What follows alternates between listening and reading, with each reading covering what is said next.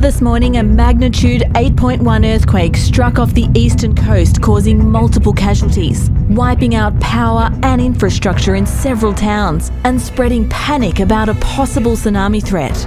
All communications in the area have been knocked out, and the earthquake has caused massive structural damage and left several hundred stranded and vulnerable, with the lives of many in jeopardy.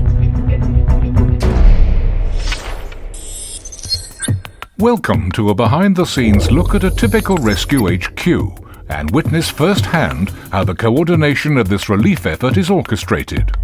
The successful coordination and management of a rescue and relief operation requires a central base, where all information is gathered and distributed to all participating teams. The rescue HQ we have here plays a critical role in ensuring all teams on the ground have the most up-to-date information and can see where help is most urgently required.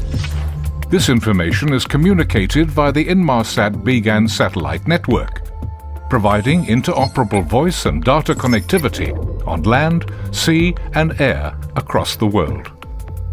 The first responders arrive on the scene and deploy Inmarsat's handheld satellite phone, the iSat Phone Pro. They can immediately begin to coordinate the logistics of the relief effort using this robust, high-quality voice service.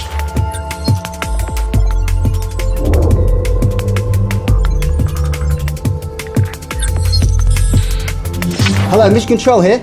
We've just arrived at Ground Zero. It's utter chaos. We're pulling out the first casualties now. Is the telemedicine area set up? Copy that. Proceed to the coordinates advisory and mission pack. We have medical experts standing by, connected via BGAN to provide remote assistance. Over. Here we see a visualization of the Inmarsat 4 network and the coverage provided over the stricken zone.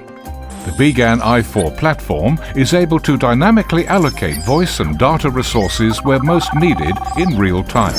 This is Flight Pegasus 10 Bravo. We are now in location above the affected zone. Over. Copy that. Start transferring the live video stream so we can observe and advise. Over.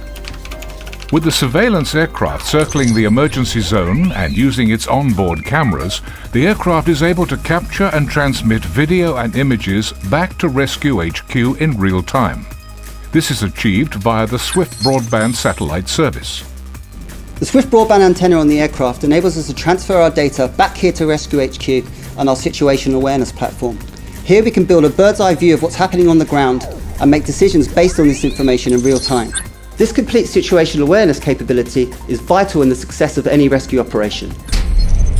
It's now been several hours after the earthquake struck. Emergency medical teams on the ground are receiving remote medical assistance. Surveillance aircraft have assessed the lay of the land, and rescue teams have established voice and data communications, all via the Inmarsat network.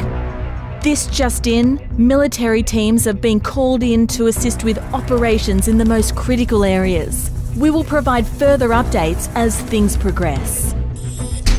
Using the Fleet broadband service, the Coast Guard are communicating with the surveillance aircraft and back here at Rescue HQ. Using GPS location data, they're able to pinpoint where vessels will capsize in the bay to help their search and rescue operations. Because of the sheer scale of the event, traditional UHF comms are limited. In order to work around this and more effectively coordinate the mission, the LTAC service from Inmarsat is deployed. This allows disparate teams to communicate beyond line of sight with their existing UHF radios. As a requirement for more communications increases with the arrival of more relief teams, a temporary 3G network is deployed and backhauled via BGAN. This gives teams on the ground the ability to immediately use their 3G smartphones and tablets to help with the relief effort. As the relief effort rolls out and demand for bandwidth increases, the new Inmarsat Global Express KA band service will come into play. While traditional VSAT networks take days or weeks to install, Global Express can be accessed in minutes and will provide a high-speed data connection both to and from the affected area. This service is able to meet the diverse communications demands of all the relief teams. we've witnessed Inmarsat provide crucial voice and data communication links from the arrival of the first responders within hours of the crisis.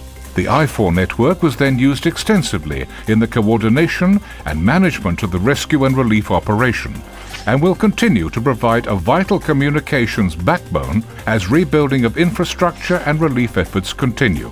Inmarsat's robust broadband global communication platform has underpinned the success of this mission.